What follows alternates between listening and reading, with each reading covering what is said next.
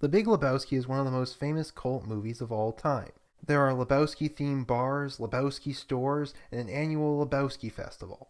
I've never attended one, but I am definitely a part of the Lebowski fan base and would put it on a short list of my favorite movies of all time. Now, there are already a million YouTube videos where people speculate why it has earned such a strong cult following. Lebowski has all the hallmarks of a cult comedy, but only sort of. Cult comedies often have music, whether they are musicals like the Blues Brothers or Rocky Horror, or just have some super catchy and iconic theme song like Ghostbusters. Lebowski has a memorable soundtrack, but it was just made up of a bunch of songs that had been kicking around classic rock radio stations for decades. None of them were originals for the movie. Cult films often have incredibly zany and out-of-the-blue premises, like Snakes on a Plane or Sharknado. The Big Lebowski's premise isn't really original at all. There have already been 1,000 films about fake kidnappings. Heck, the Coen brothers' previous film was about a kidnapping. Lebowski wasn't the first film about bowling enthusiasts either, as Kingpin came out a couple years earlier. Cult films often have super memorable characters. Lebowski certainly had a ton of characters, but it's not like we hadn't seen any of these characters in movies before. You have a stereotypical rich asshole, a stereotypical artsy feminist, a stereotypical cowboy for some reason, and okay, well, Jesus was a pretty unique character. I'm not even sure the dude was really one of the greatest movie characters of all time. He was basically just an old, past his prime hippie who never outgrew the 60s. His friendship with Walter is memorable. I think in a lot of ways it mirrors many real-life friendships where one friend is super laid back and the other is super intense, and they somehow need each other to survive. But I'm not sure The Big Lebowski is really one of the all-time great buddy movies either. One of the things that I think helps The Big Lebowski is the fact that the script is so deep. You can watch the film time and time again and catch little jokes you never saw before. Every line of dialogue is quotable. While few people watch the movie for the plot actually makes sense if you pay attention. The Coen brothers have said The Big Lebowski began as a parody of The Big Sleep, a noir detective film from the 1940s.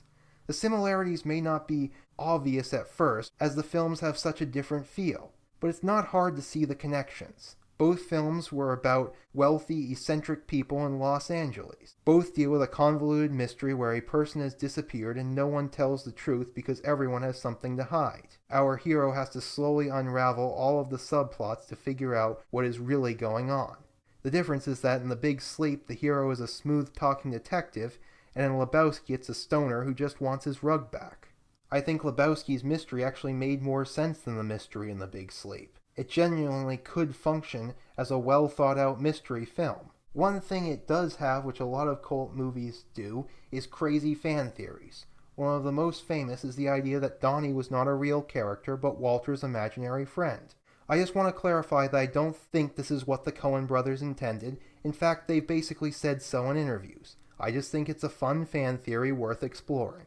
The basic idea is that Donny serves no purpose in the film other than to be Walter's punching bag. People say he never talks to anyone except Walter, although this is not technically true. He does briefly talk to the dude in the scene where he yells, "Phone's ringing, dude!" But certainly everyone else in the entire film completely ignores his existence. All the other bowling teams have just 2 members. You have Jesus and Liam, Smokey and his partner. Why would the dude's team have 3 members in what seems to just be a partner's league? Also, Donny doesn't wear a name tag like all the other bowlers do, which might be some kind of subtle sign. Walter clearly has PTSD or some kind of psychological issue where he views the world with an us versus them mentality. He might need an imaginary friend to serve as a constant antagonist in his life. You know, the same way a kid who was nagged a lot by his mother growing up still hears his mother's voice nagging him in his head his whole life.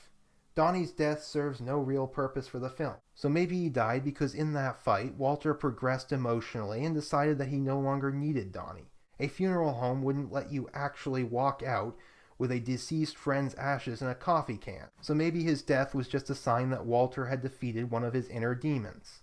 I like this interpretation. Otherwise, Donny's whole existence seems kind of sad. It makes The Big Lebowski even more of a peaceful and strangely uplifting film, which is probably the biggest reason the film is so popular. People watch The Big Lebowski for the same reason they hang up pictures of palm trees in their office and listen to Jimmy Buffett music. Heck, the same reason people listen to the Eagles music, even though we all know how the dude felt about them. We live in a world where everyone just seems to move faster and faster and life becomes more and more stressful. This is reflected by modern movies, where none of the characters ever smile, and they are often so fast paced that you can't get up to use the bathroom for 30 seconds without missing multiple plot points. The Big Lebowski stands as a contrast to modern life and modern movies, as it reminds us that it is okay to take it easy in life.